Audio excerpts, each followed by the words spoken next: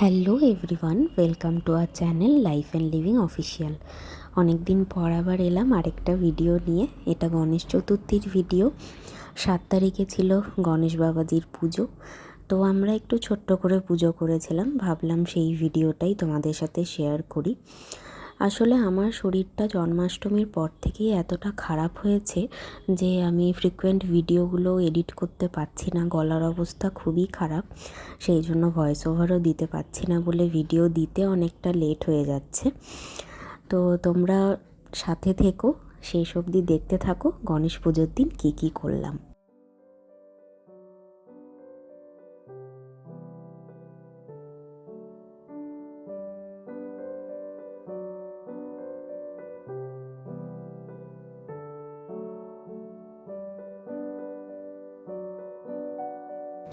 আমাদের বাড়িতে এটা প্রতিষ্ঠিত গণেশ বাবার মূর্তি। এই মূর্তি আমরা বিসর্জন করি না, প্রত্যেক বছর এই একই মূর্তিতেই পুজো হয়। এবারে তোমরা বলো তো গনু দাদাকে সেজেগুজে কেমন লাগছে? ড্রেসটা বেশ ম্যাচিং হয়েছে না, মাথার মুকুটের সাথে, মালার সাথে। আমার তো খুবই ভালো লাগছিল, আমি একদম চোখ ফেরাতেই পারছিলাম না। এরপরে পুজোর বাকি কাজগুলো করে নিচ্ছিলাম, যা যা জিনিস সাজাতে হবে। আরতির থালা, একদিকে মালাগুলো মা ঠিক করছিল, আরেকদিকে আমি ফল মিষ্টি এগুলোকেও সব রেডি করে নিচ্ছিলাম।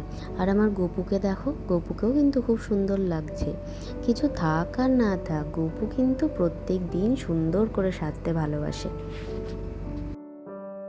গণেশ পুজোয় 5 রকমের ফল দিয়ে এবং মিষ্টি দিয়ে পুজো দিয়েছিলাম। তার মধ্যে সবথেকে ইম্পর্ট্যান্ট যেটা ছিল, ফলের মধ্যে হচ্ছে নারকেল, এটা দিতেই হয়। আর মিষ্টির মধ্যে লাড্ডু আর মোদক।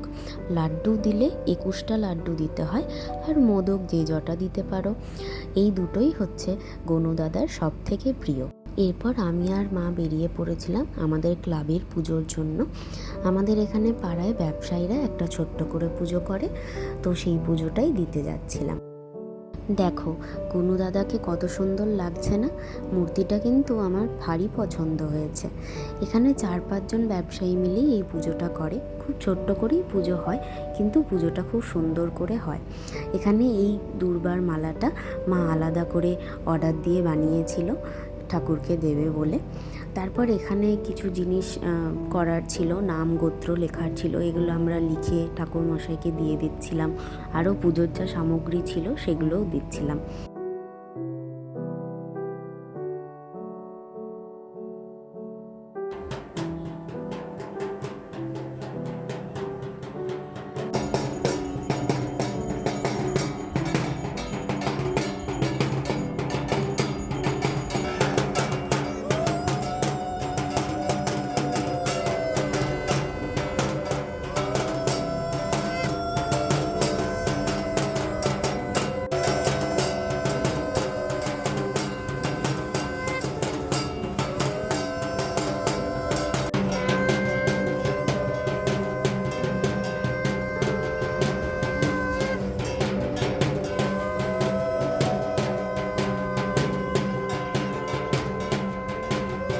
কথায় বলে ঠাকুরের প্রাণ প্রতিষ্ঠা করার পর মূর্তির কিন্তু রূপটা আলাদা রকমেরই হয়। সেই দিন যেন এই জিনিসটা আমি খুব ভালোভাবে লক্ষ্য করলাম। যখন প্রাণ প্রতিষ্ঠা হলো, তারপরে যে চোখগুলো ঠাকুরের, এটা যেন পুরো জীবন্ত মনে হচ্ছিল। মনে হচ্ছিল গনু দাদা আমাদেরকে দেখছে আর সবাইকে আশীর্বাদ করছে। ঠাকুরের কাছে একটাই প্রার্থনা করি, যেন সবাইকে ভালো রাখে, সবাইকে সুস্থ রাখে, আর এই কঠিন পরিস্থিতির মধ্যে যেন কারোর মনোবল ভাঙতে না দেয়। আমরা পুজো দিতে গিয়েছিলাম, তখন প্রায় 1টা বাজছিল, 1:10-15 হবে। আর পুজো শেষ হতে হতে মোটামুটি 3:30 বেজে গেছিলো। অঞ্জলি দেওয়ার পরে আমরা একটু বসেছিলাম, একেবারে পুজোর ডালাটা নিয়ে বাড়ি ফিরবো বলে। তো এই ছিল গণেশ পুজোর ভ্লগ।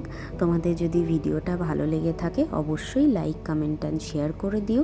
আর এইরকম ভিডিও দেখতে হলে আমার চ্যানেলটা অবশ্যই কিন্তু সাবস্ক্রাইব করে রেখো। চলো টাটা।